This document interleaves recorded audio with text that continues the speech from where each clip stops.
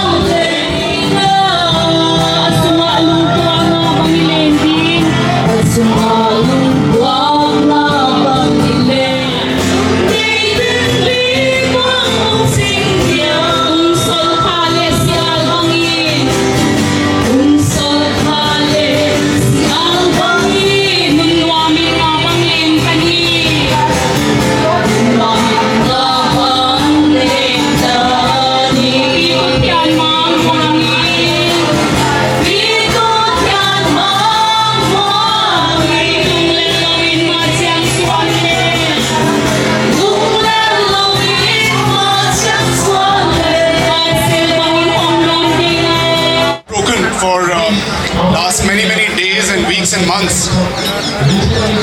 What should have been a fundamental right, like a lawyer who spoke just before me said, your life to liberty, your right to liberty, your right to life is a fundamental, constitutional and a human right. Am I right? Am I right? So why is that not being honored? Why are you having to protest here again and again and again? And it's 9 months of a civil war. A civil war.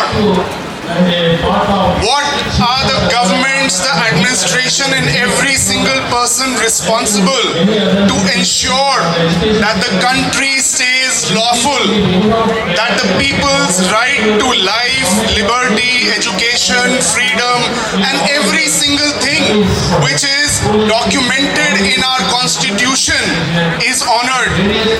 What are they doing? My friend, the lawyer, also spoke that the CBI, the NIA cannot take action until unless some complaint is sent to them. Well, I want to inform all of you and my lawyer friend that starting in September, I had written to the CBI, the NIA. This is the first letter I wrote to the CBI.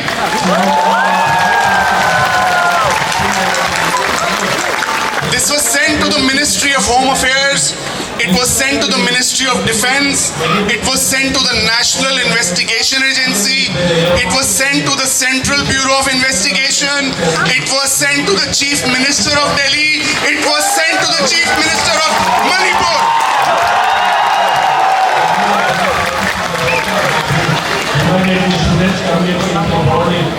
Again in December, I wrote a letter to the National Investigation Agency. Now all this is work which is besides the petition in the Supreme Court of India. And civilian like me had to approach the Supreme Court of India, file an intervention application to make sure that the arms loot, which had become like a Hindi word called arm loot, koi bhi jaake guns chura le. Is it a joke that one can steal so many thousands of guns and thousands of bombs and lakhs of bullets in this country? So in this letter in December, I asked the National Investigation Agency and I also marked every single other person responsible.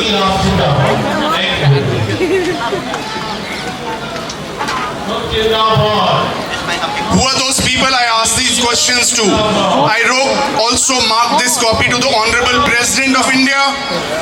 I marked this letter to the General of Indian Army, General Manoj Pandey. I marked this letter also to the Chief Justice of India, again to the Central Bureau of Investigation. I mark this letter to Mr. Ajit Doval, who is the National Security Advisor, and I mark this letter to the Geeta Mittal Committee formed by the Supreme Court. I asked in my letter, it's a long letter, but my basic questions are that when Ms. Mahua Mohitra was expelled from the parliament on the basis of threat to national security, then who will expel all those who have caused the gravest threat to national security? Who will expel this government? Who will expel all those in the positions of power who are supposed to ensure that a gravest threat to national security does not occur? I ask them very clearly. Today you have let loot of bullets and bombs and guns. What will be next? Will it be tanks and missiles and nuclear weapons? Will India be allowed to become a rogue terrorist state under the watch of agencies? Today, all this loot of arms and ammunition has become a threat to global security because, as per reports, these arms are being exported out of India and can be used anywhere. Why are administration agencies not worried? Why does the CBI go and raid a Harsh Mandar, but they are not raiding those responsible for the gravest threat to national security? Why will the NIA go make other raids which look like they are politically motivated, but still the perpetrators of the biggest loot in the history of independent India still roam free?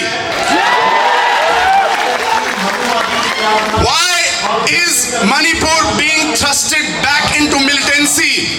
Why do reports come that Manipur may suffer for the next 20-30 years because of a revival of militancy? Where are the agencies is my question to the NIA and to the CBI, to the Home Ministry. A few days back, I wrote another letter to the Minister for Parliamentary Affairs, Mr. Pralhad Joshi, asking that when the Parliament of India can take immediate action on those people who caused a threat by breaching the parliament security, which also is quite surprising that the new parliament, some people were just able to enter the new parliament and cause a security threat when those people have been imposed with UAPA. Then why not those responsible for the gravest threat to the country? Despite Supreme Court orders, in August itself, after my intervention application was filed, the Honorable Apex Court directed the committee and the special officer appointed, Mr. Dattatreya Patsalgikar, that you should register FIRs under all the stringent sections of the IPC, of the Arms Act and Anti-Terrorism Act. Where are those people? Why do those people still roam around free? Why is every single individual who was responsible to safeguard the weapons, to safeguard the lives, and to safeguard the state of Manipur, and to safeguard the nation, why are they not in jail already?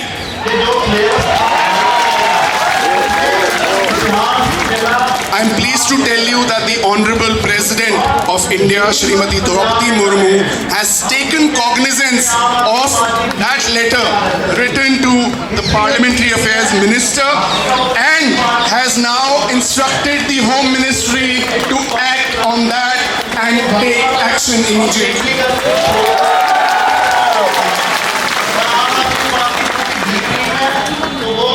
What I feel is it's a disgrace that people have to come out and plead that the PM is silent. Why do you have to plead? Isn't it his responsibility to ensure your life and safety? So stop calling him G.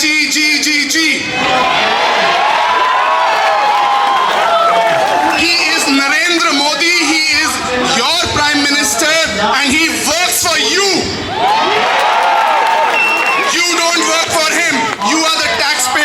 And anybody who says or challenges that you don't pay taxes, show them the next invoice that you pay in any shop, any restaurant, any store. Every single person in this country pays taxes in various manners.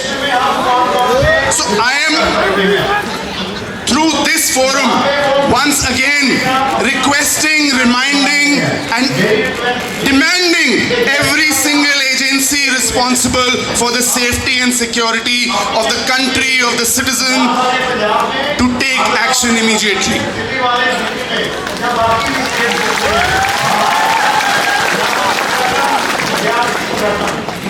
I also want to say that everyone, unfortunately, who is suffering, just the way the lady who is doing some work for the education sphere, there are various others who are suffering in various manners. Everyone needs to come together for Manipur and for India. We are 1/7 of the human population. India is 1/7 of the human population. We need to all come together and fight this battle together, because today it's Manipur, tomorrow it could be Haryana, it could be UP, it could be Karnataka.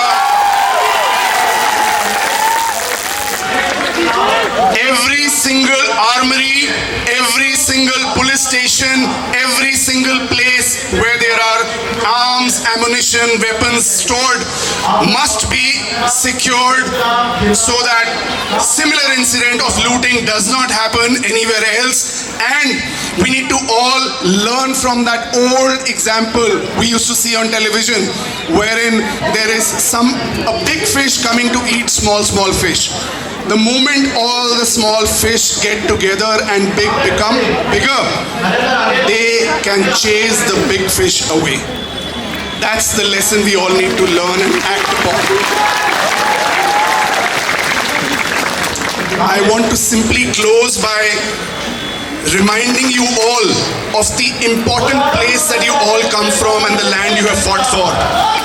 Do you remember one of the most important fights for the independence of this country began in Imphal, of all the places? Netaji Subhash Chandra Bose's Indian National Army began its war from Imphal. And today, once again, Imphal needs to take the lead for this war against India. You can already hear people on that stage also talking about the atrocities. So Manipur and all of you need to take the lead to save India. You need to stop coming out to protest after a gap of a month. This needs to be permanent till the nation is secured. Will you do that? Will you do that? So while there's a lot to say, I hope this message has gone to the right people. And to end with it, I want to once again speak about a message for peace. So I will say peace in, you will say Manipur, then I'll say peace in, you will say India, and then I'll say peace in, you will say the world. Okay, let's try once. Peace in Manipur, peace in India, peace in the world.